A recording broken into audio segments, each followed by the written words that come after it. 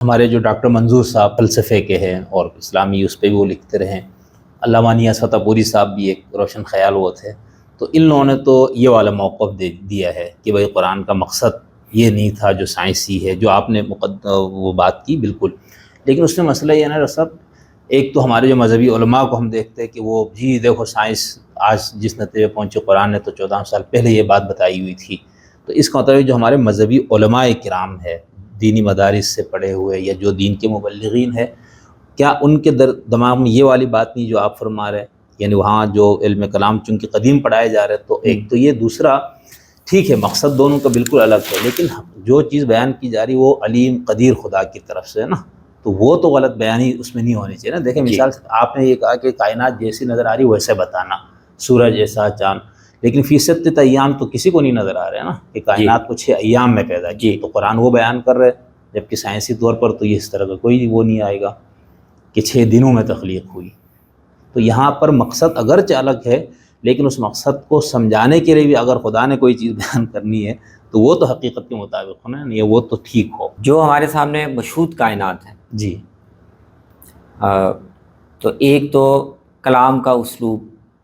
زبان کا یا تخاطب کا ایک اسلوب ہے، اور قرآن نے وہ استعمال کیا کہ ہمیں کیسے کائنات نظر آ رہی ہے، جیسے ہمیں یہاں سے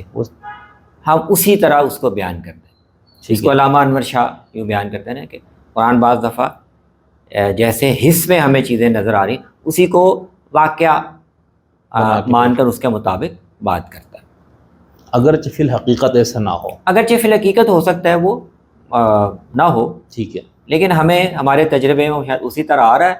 اور اس سے ہمیں کسی ایک روحانی حقیقت کی طرف متوجہ کیا جا سکتا ہے۔ جی، تو قرآن کو اس سے غرض نہیں ہے، لیکن فی ستۃ ایام والی بات تو نہیں آ رہی۔ کچھ چیزیں ہیں جو اصل میں اس مشاہدے سے تعلق کی گئی، وہ یعنی کائنات کی ہسٹری کے بارے میں کچھ چیزیں بیان کریں۔ کائنات کیسے بنی یہ تو ہمارے مشاہدے میں نہیں ہے، یہ تو ہسٹری ہے، اور کائنات کا آگے کیا ہوگا یہ اس کا مستقبل ہے، ٹھیک ہے۔ تو ہسٹری کے بارے میں اگر قرآن کچھ بیان کرتا ہے اور اس کے کچھ پہلوؤں کو سمجھانے کے لیے ہماری معروف تعبیرات یا ہماری مانوس جو حوالے ہیں وہ استعمال کرتا ہے، تو ہمارے تقریب فہم کے لیے ٹھیک، ظاہر ہے کہ یہ تو معلوم ہے نا کہ جو ایام ہیں وہ ہماری تفہیم کے لیے، جیسے ہم یوم کے تصور سے واقف ہیں تو ایک وقت کا ایک دورانیہ جو پورا ہوتا ہے، پھر ایک شروع ہوتا ہے، پھر تو یہ ہمارا ایک فریم ورک ہے جس کو دیکھنے کا۔ اب یہ ظاہر ہے جس دن سے ہم واقف ہیں وہ تو زمین سے متعلق ہے،